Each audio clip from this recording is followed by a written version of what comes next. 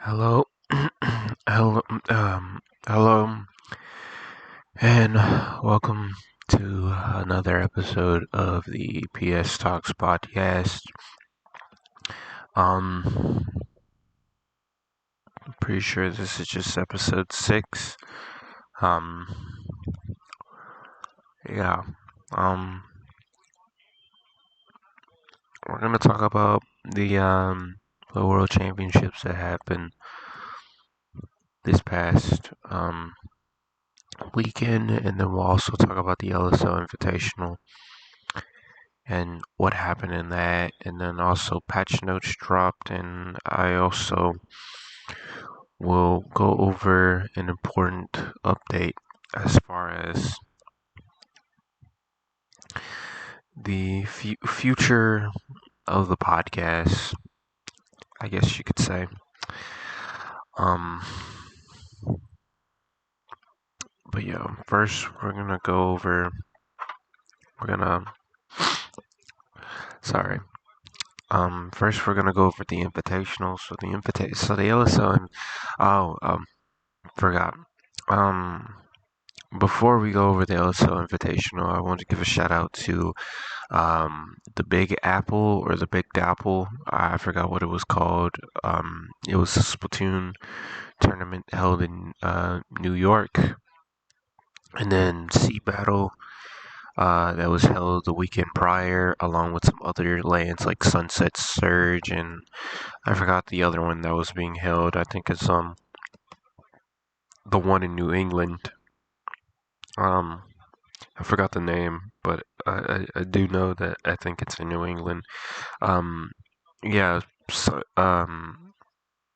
Sea Battle is a land in Seattle.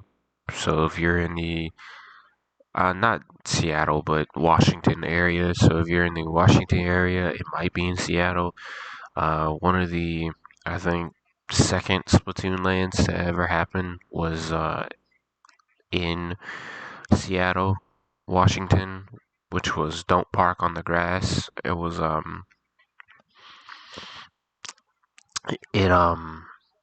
is the like second Splatoon LAN.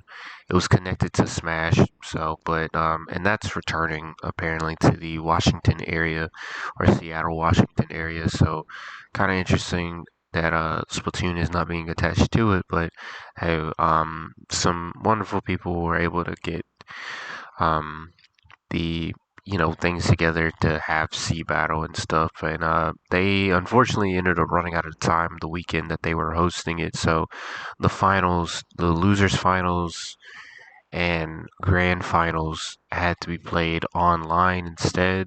Third place was Aquatic Land Guard, who's Aquatic Online Guard for the final matches, and then I think Ravenous Raccoon, and then another team. I don't know who finished first and second, but I do know that I think Aquatic Land Guard finished third, and I'm not sure who all attended, but I'm pretty sure it was good. So if you live in any of those, I don't know where Sunset Surge is, but I do know the other land was like in New England, and then Big Dapple was this past weekend, along with Worlds and stuff. So yeah, shout out to those. Um, but yeah, the LSL Invitational took place. We had a LSL, we had an Invitational because I just didn't feel like doing verification by myself, to be quite blunt.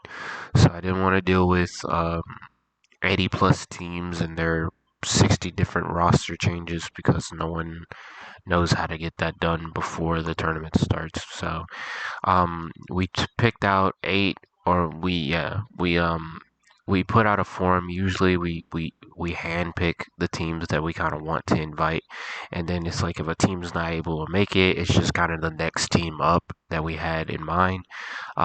So we put out a forum instead, and a couple of teams that we wanted, not every single team that we wanted filled it out, but a couple teams that we wanted filled it out. Like I do know Ink Under did not fill out an application. I really wanted them to play. Um, I'm pretty sure Trucking Car, who's now Nightmare, I think they filled out an application, but to be quite honest with you, they just did not. They were terrible at responding, so they ended up losing their spot, unfortunately, because we had to like get some of these things done and make sure that every team was able to make it and agree to competing. So yeah, that was that. And so the eight wonderful teams that we had, the advertisement was pretty lackluster, and that's mainly my fault. We did get a graphic.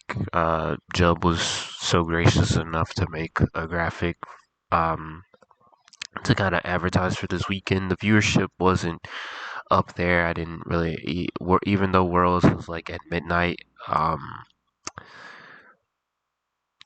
uh, didn't really get much viewership. Didn't really expect to get much viewership, unfortunately. So that kind of sucks.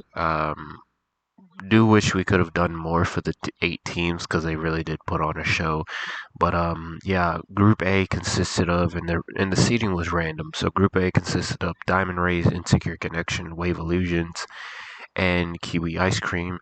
And then Group B consisted of the Whip Rays, Squid ESD, Origami Dragons, and Sizagaya. So the groups were very close. Everyone in Group A except for Kiwi Ice Cream. Uh, we had a three-way tie with the other teams in the group: Wave Illusions, Insecure Connection, and Diamond Rays, all going 2-1. In Group B, it was kind of the same thing, except the Whip Rays went 3-0, and then everybody else went 1-2. So Squid EST, Origami Dragon, and Sizagaya, they all went 1-2. So they all beat each other, and then they all lost to the Whip Rays, and then same thing with Diamond Rays and Insecure Connection and Wave Illusions. They all beat each other, but every single one of them beat Kiwi Ice Cream.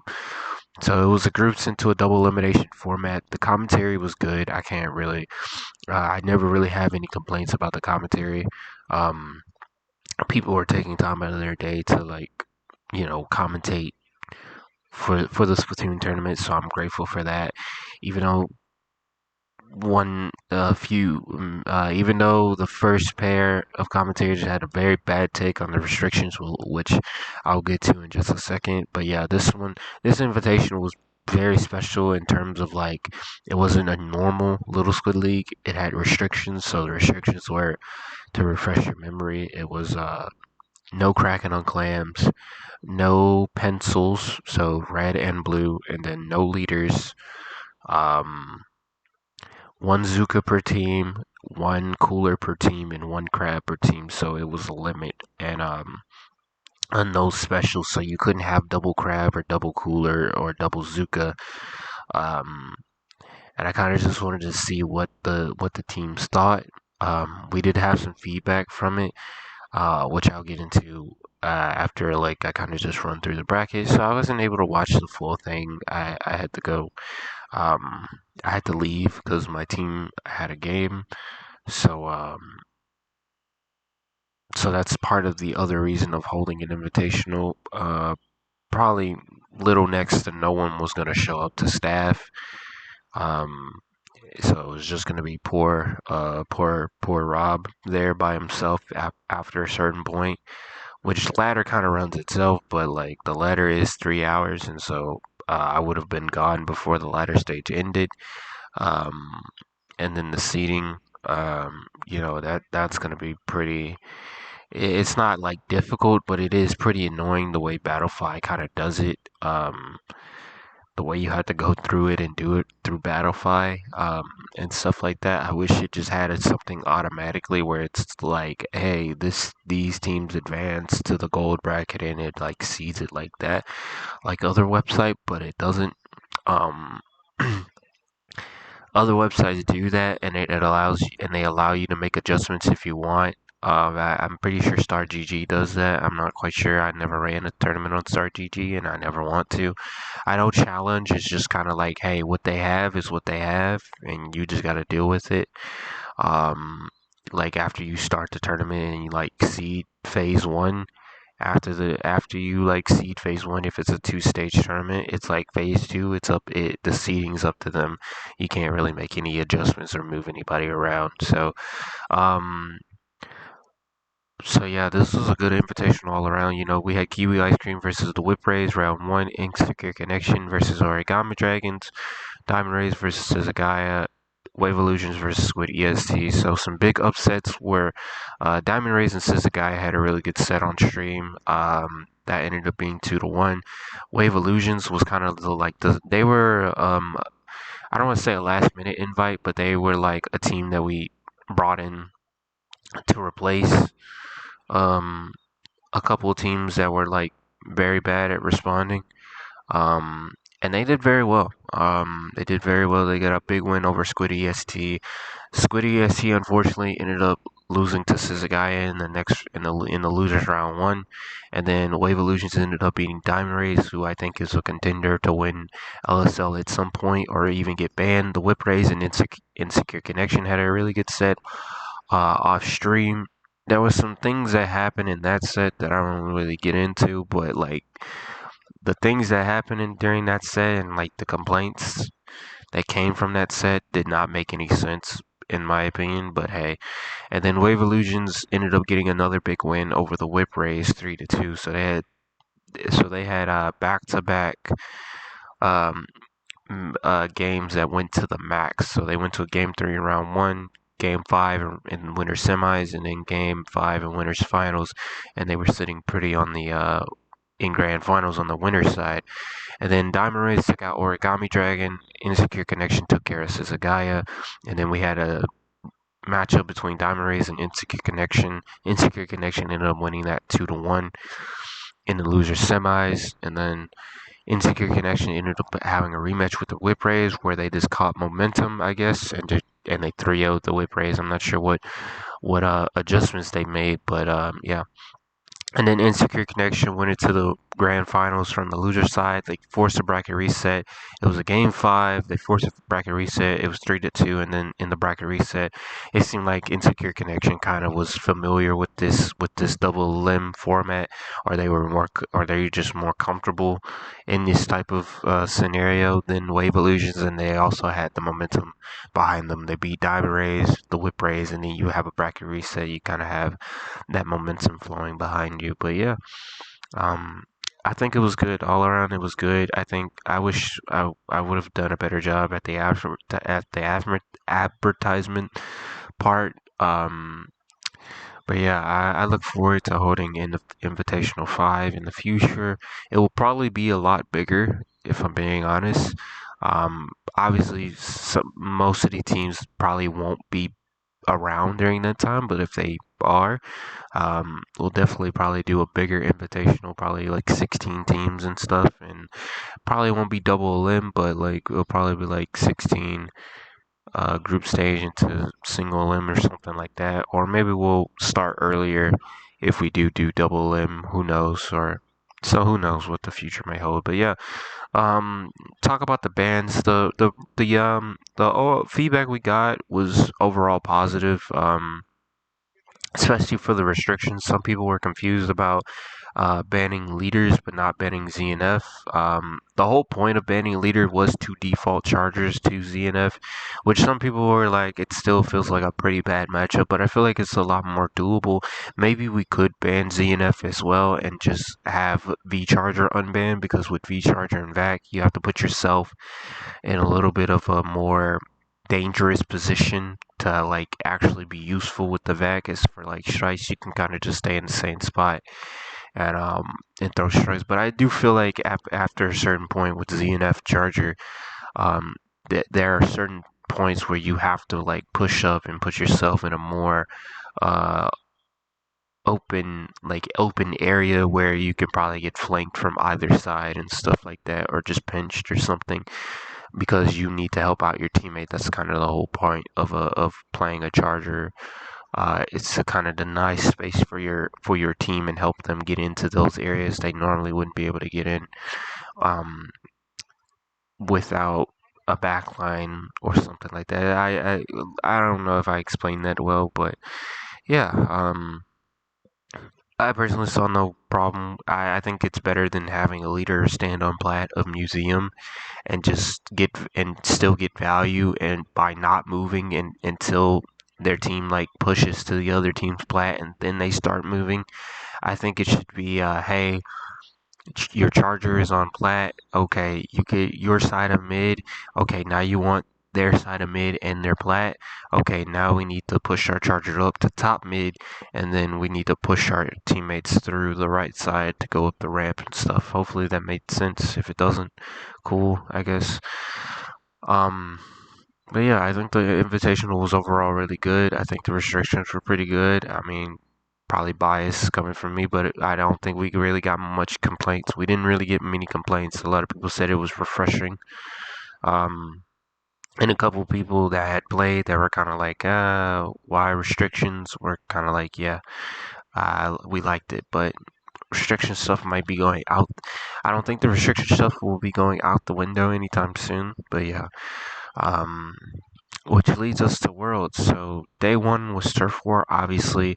Korea and Taiwan were a lot better than expected. I don't think Taiwan was able to get like their, um, were able to get their, I don't know if it's due diligence, but I don't think they were able to really showcase how good they were because they were in a group with Japan and Europe, unfortunately. Even though Europe did not, it doesn't look like Europe practiced Turf War at all.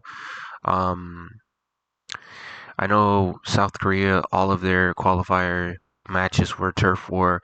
For Taiwan, it was more so um, they had to play turf war against Hong Kong on Thursday in order to actually qualify for the tournament, and then game two was like splat zones, and they seemed pretty competent in that. But really, what came down to it, in my opinion, for Taiwan at least, is that they kind of just got out mechanicked and kind of just skill gap. I feel like if they play in like maybe some community tournaments and stuff, and they get some rank modes in there, they'll definitely be.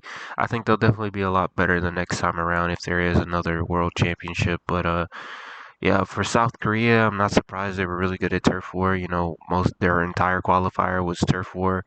Even though like the top eight and the top eight and top 16 were best of one. And then the top four and final were like best of three. But yeah, um, South Korea almost beat the Greasy Goblins, and then South Korea also took a game off of Jackpot, which, quite frankly, I don't. As much as Jackpot hyped up Turf War and stuff, I don't think they're that good at Turf War. Compared to the teams that had to play Turf War all the way through their qualifiers. Um, and so yeah, so Group A went kind of by the book. It was Jackpot, Greasy Goblins, and then Unadon. And then Group B went by the book. It was Japan, Kaiser, and then Taiwan with the Smart Roast Chickens. But yeah, um, Kaiser almost ended up throwing versus the Chickens. And then everybody was looking forward for Group B. Like a couple people stayed up for the Europe versus Japan matchup. And it's just like, it's turf. If it was like rank modes a little bit, like turf and a little bit of rank mode, best of three, I think it would have been a lot more interesting. Uh, but if it was turf, I didn't really expect Europe to win at all. They didn't really do much leading up to this tournament, which we'll get into in just a second. But day two on one side of the bracket, it was Kaiser versus Unadon, and then Jackpot with the bye. And then on the other side, it was Greasy Goblins and Smart Roast Chickens versus each other first with Japan Phantom Thieves being the team with the bye. But yeah, um, my predictions were wrong. I really thought Unadon was possibly going to take the number two seed over Greasy Goblins, but Kaiser just kind of ended up big broing Unadon in the best way possible. And that's the best way I can explain it. Like the mechanic gap was clearly there, um, and stuff, and it just and Unadon, they knew what the meta was. Apparently, they had one of the players tweeted out on Twitter. It's like, hey, we know what the meta is. we just play. We're just playing what we're used to and what we technically probably what they main. So like no one on their team had a cooler, so that's just unfortunate for them. So they end up losing out to Kaiser 3-0. And then Greasy Goblins and Smart Roast Chickens. Smart Roast Chickens almost looked like they could have beat the Greasy Goblins, but um, if they just had a little bit more preparation, it's like if this tournament was like, I don't know, maybe next month or a month later, I do think Smart Roast Chickens probably could beat the Greasy Goblins. I think out of the two between them and South Korea, I think the Smart Roast Chickens are the closest to possibly like competing because they're no slouch. You obviously have the top three, but then after that, I feel like it can kind of be up for grabs if Unadon and if the regions of South Korea and Taiwan end up playing in more community tournaments or just even hosting their own or maybe playing Koshin, not Koshin but area cup and stuff. So who knows? Um, but yeah, that was so yeah Greasy Goblins won 3-1 against Smart Roast Chickens, and then we had the semifinals. Um, Australia wins a set at Worlds, which was the only highlight for them. So I'm gonna talk about that set first. Phantom Thief kind of just took care of Greasy Goblins with like no concern, no sweat.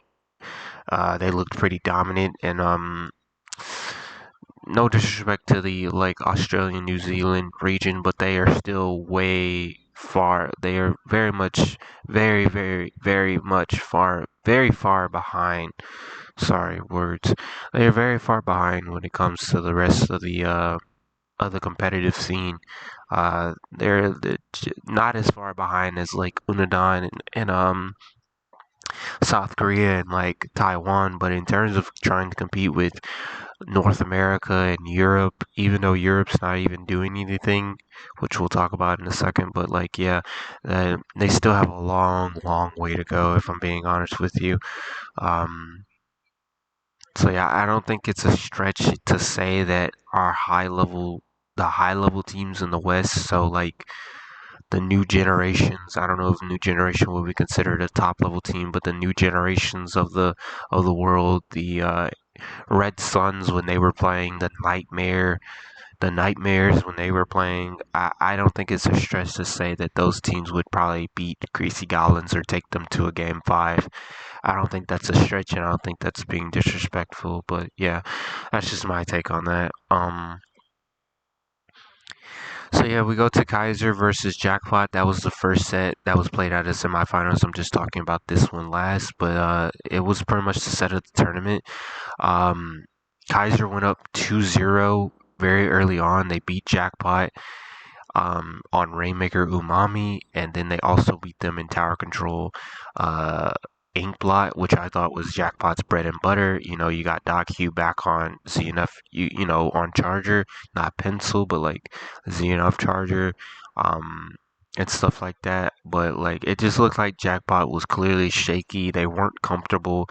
You could tell that they had a lot of pressure. You could see the pressure and kind of the nervousness on their face. It's just like, hey, these guys are not themselves right now. You could tell that it's like, hey, this was a team with a bye early on, and then we get to claim Blitz Umami, and this is a must-win for Jackpot. We see Dot Q back on Pencil. We see Jared on 52 Deco with the sweater color screen and stuff like that. And Jared kind of took over that game, just like how Majin and Zaris took over in the first game. Majin for sure definitely took over in that first game. I think he went like 28-6 or something like that on Rapid Pro Deco. But yeah, um, so yeah, they just they took over, and then Jared said, "Okay, my turn." And then Splatoon's Museum, which is very bad for Kaiser because Kaiser does not have a backline.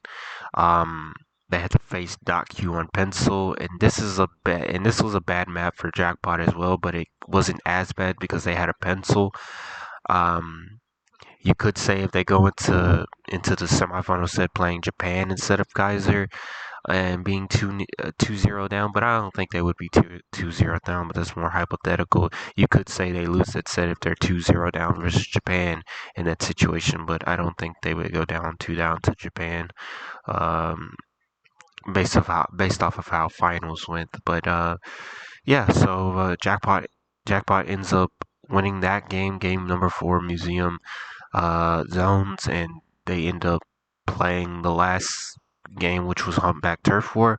A lot of tweets from the EU side, the EU community or folk were like, Jackpot didn't deserve this win, Mickey Mouse, la la la la la, Turf War is unacceptable, but everybody in the tournament knew what the format and the stages were. You knew Turf War was going to be included just based off of like day one and stuff. Like, is it unacceptable for Nintendo to have? Is it unacceptable to kind of have Game 5 decided by Turf War? Yes.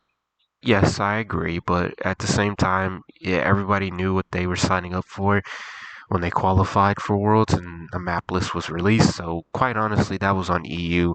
Um, I think the narrative changes if it's Kaiser winning Game 5. I think the narrative changes. I think the narrative will be Kaiser is really good, jackpot, fraud pot wash to kind of mess with them and stuff.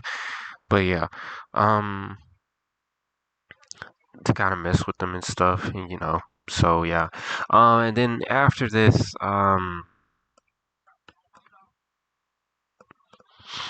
so and so we go into finals. It's Phantom Thieves versus Jackpot, NA versus Japan.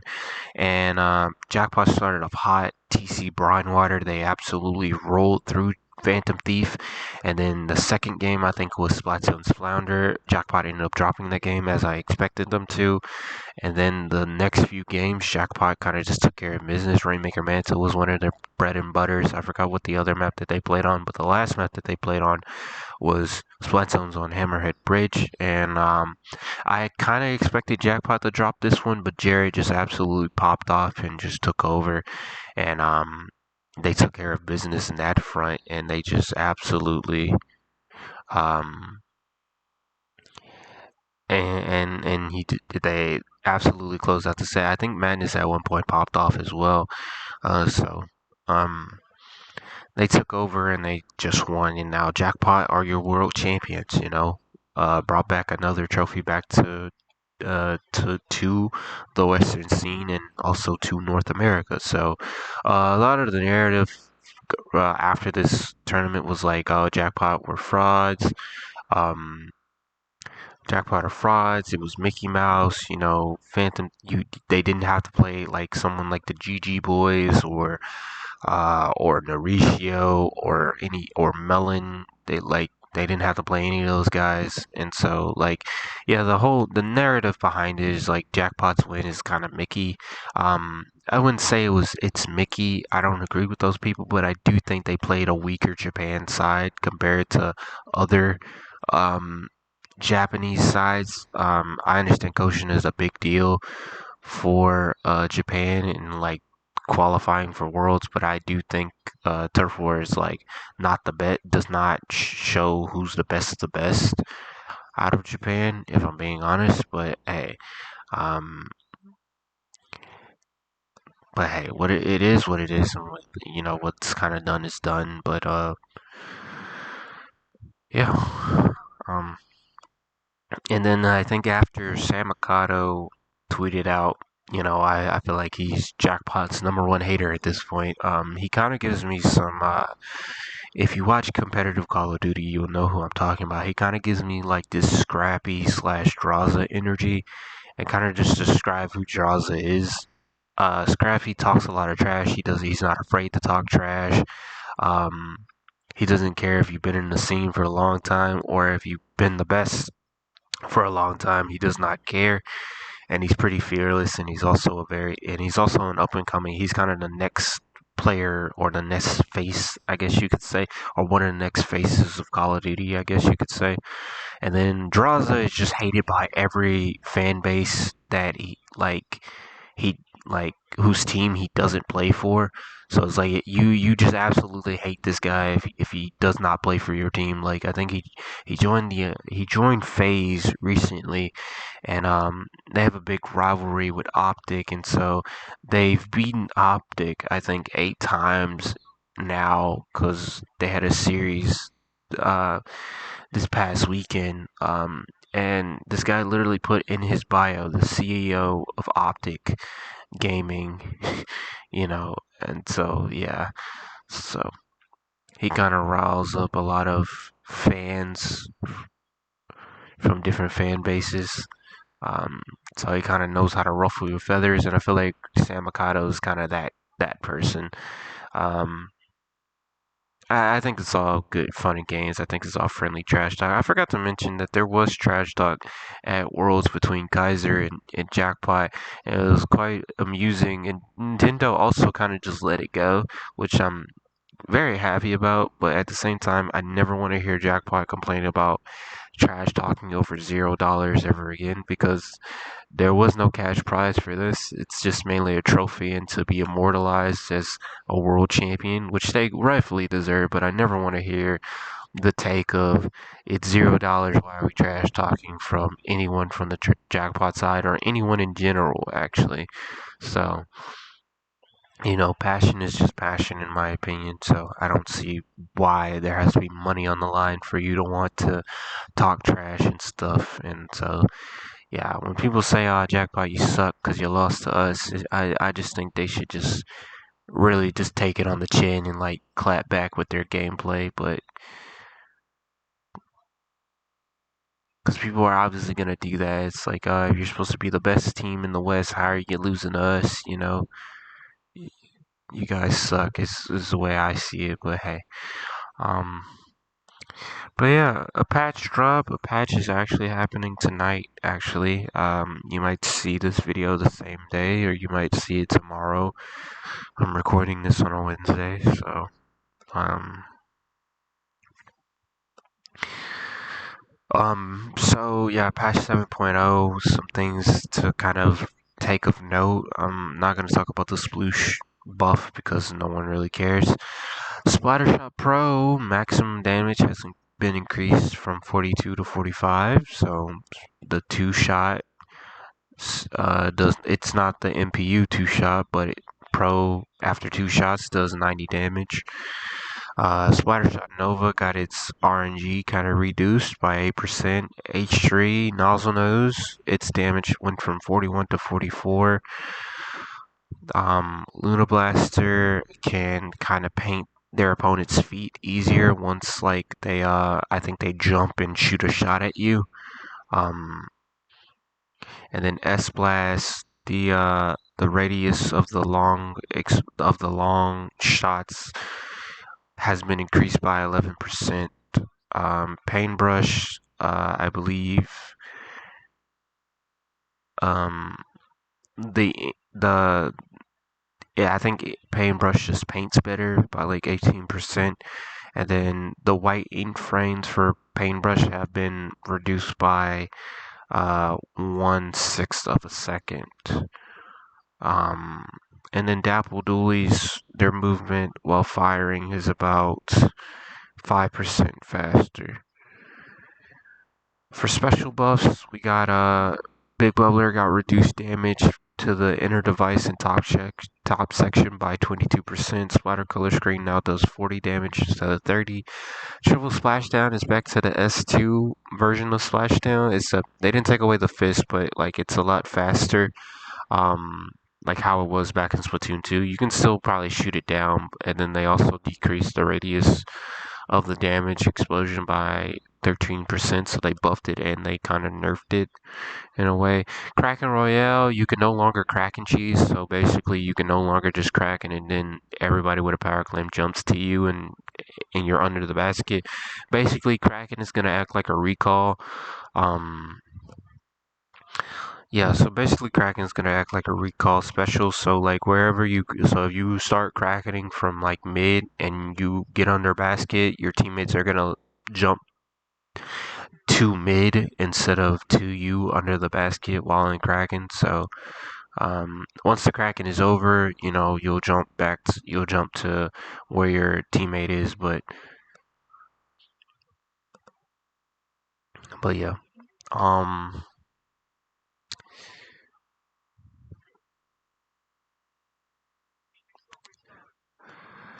Alright, points for special buffs and nerfs. Neo Splash is now 200. It went from 210 to 200. NZAP 89 has gone from 180 to 170. Carbon Roller has gone from 170 to 160.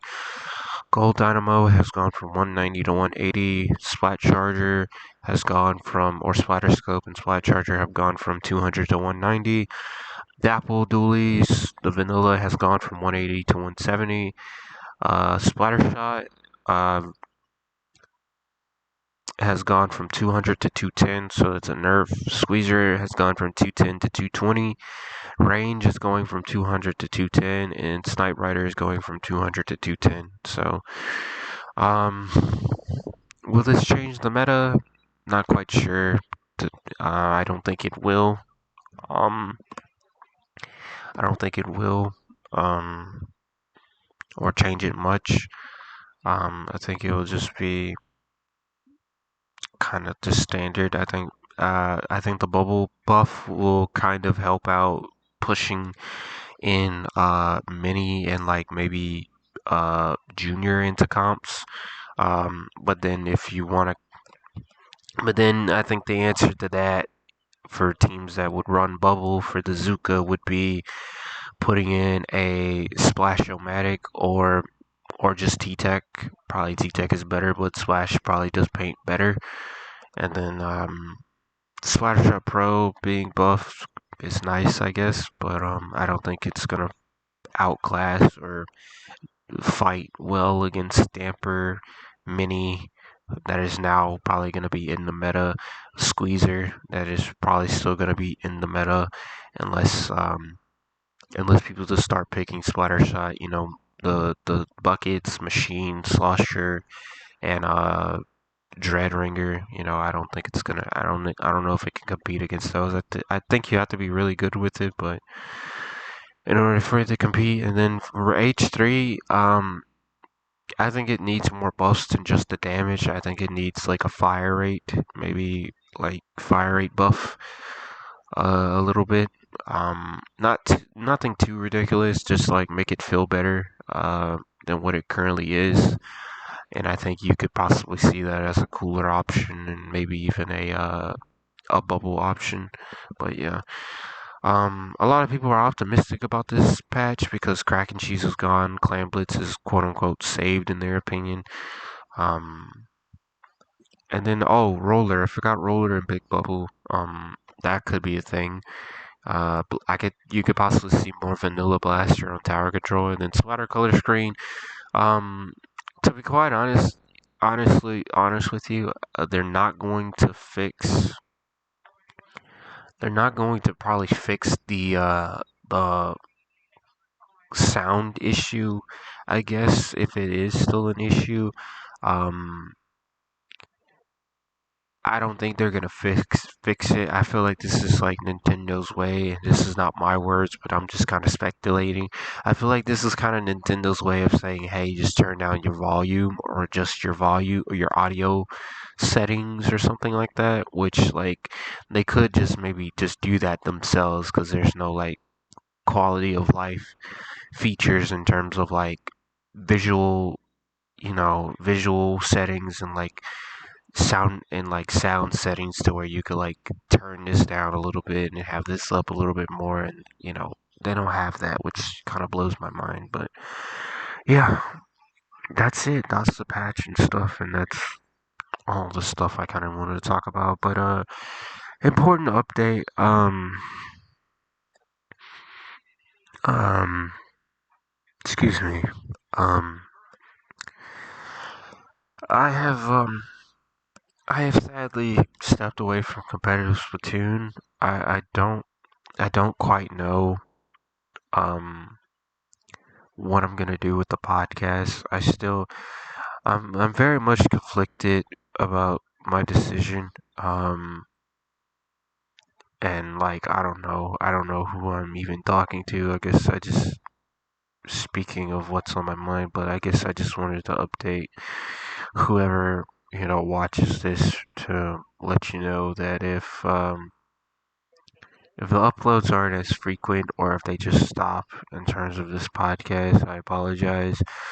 Um, Competitive Splatoon has been like a way of escape for me in some ways in terms of certain things where I kind of just can forget about life's problems or my life's problems for a second and just kind of do something else.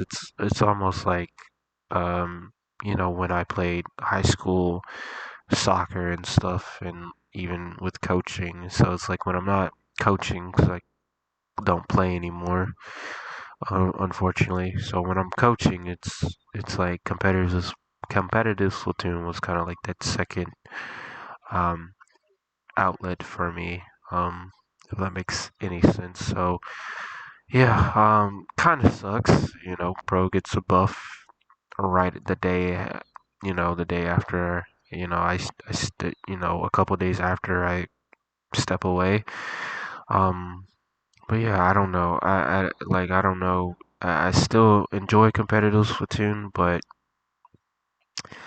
I don't know if I really fully want to step away. But I feel like that's something I have to force myself to do because um, I've always said to myself that if I ever leave the current team that I was on, um, that I was just gonna quit and step away because I don't see myself really finding more anybody to really play with that I somewhat enjoy playing with or just have the freedom of playing with and don't feel pressured to like not bottom frag and stuff like that. And then recently my performances have taken a decline. So